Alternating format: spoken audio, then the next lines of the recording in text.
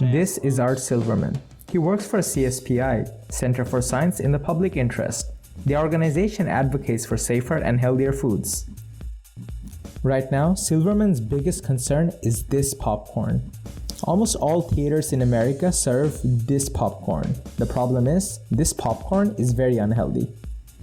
The Department of Agriculture in America recommends a maximum of 20 grams of saturated fat for a person per day.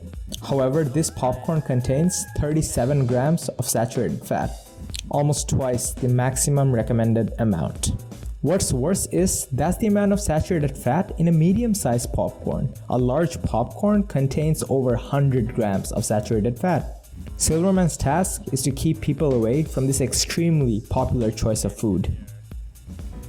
His biggest challenge is most people don't know how dangerous 37 grams of saturated fat can be.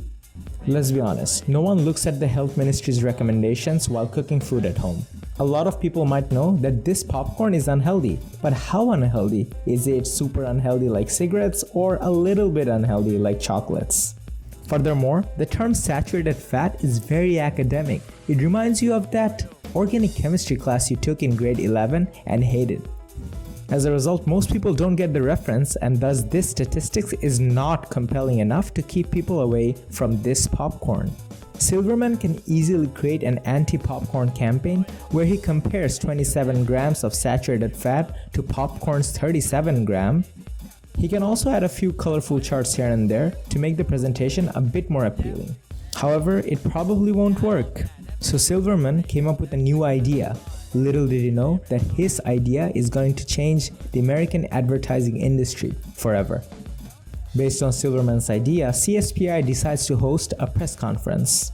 During the press conference, on one side of the table, he keeps a breakfast of bacon and eggs, a Big Mac hamburger lunch, and a steak dinner. Basically, the most fat-saturated meal combo you can have in the whole day. On another side, he keeps a medium-sized popcorn to show that they are equal. This cruel truth amazed the reporters. This is not some boring research paper data. This is the ugly truth right in front of them. Immediately, networks like CBC, NBC, CNN started covering this presentation. All over America, the big newspapers were talking about this press conference. The idea had hit like a charm, and very slowly, the sales of this popcorn starts to decrease. You see, this popcorn was unhealthy because of the coconut oil it was fried with. Slowly, theaters stopped using this coconut oil for a popcorn. Thing is, popcorn is identical when it comes to theaters, so chances are it won't get shut down. And thus, it did eventually make a comeback, but in a more healthier form.